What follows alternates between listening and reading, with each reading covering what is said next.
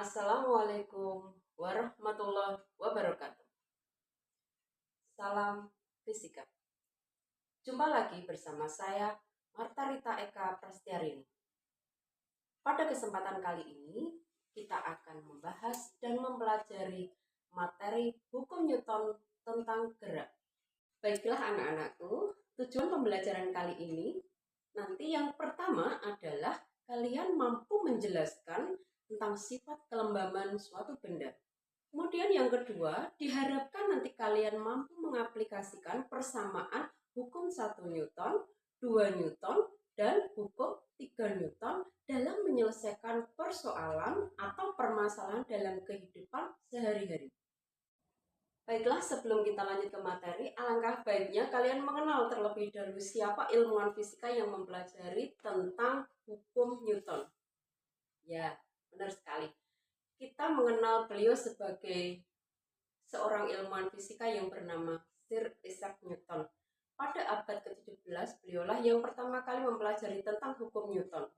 Apa saja yang ada di situ? Kita mempelajari tentang hukum 1 Newton, hukum 2 Newton, hukum 3 Newton, yang ketiganya saling berhubungan.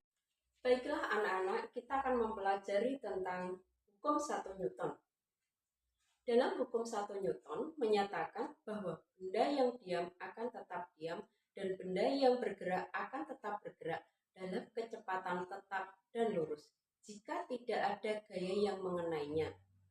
Secara matematis persamaannya bisa dituliskan bahwa sigma F sama dengan 0 setara dengan sigma Fx sama dengan 0 dan sigma Fy sama dengan 0.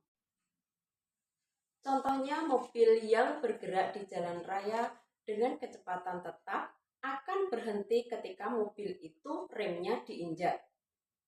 Di sini, tindakan mengerem adalah gaya yang bertanggung jawab untuk menghentikan mobil. Nah, hukum 1 Newton itu disebut juga sebagai hukum kelembaban atau hukum inersia. Ukuran kuantitas kelembaban suatu benda adalah massa. Setiap benda memiliki tingkat kelembaban yang berbeda-beda. Makin besar massa suatu benda, maka semakin besar kelembabannya. Yang kedua adalah hukum 2 Newton. Hukum 2 Newton menyatakan bahwa saat suatu benda bergerak, percepatannya bergantung pada massa dan gaya yang diberikannya. Secara matematis, persamaannya bisa dituliskan A sama dengan sigma F per M atau sigma F sama dengan M kali A, di mana sigma F adalah resultan gaya dengan satuan Newton, M adalah massa dengan satuan kilogram, dan A adalah percepatan dengan satuan meter per sekon kuadrat. Baiklah, berikutnya ada hukum 3 Newton. Hukum 3 Newton menyatakan bahwa jika suatu benda mengerjakan gaya pada benda yang lainnya, maka benda yang lainnya juga akan mengerjakan gaya yang sama besarnya dan berlawanan arah pada arah benda yang pertama.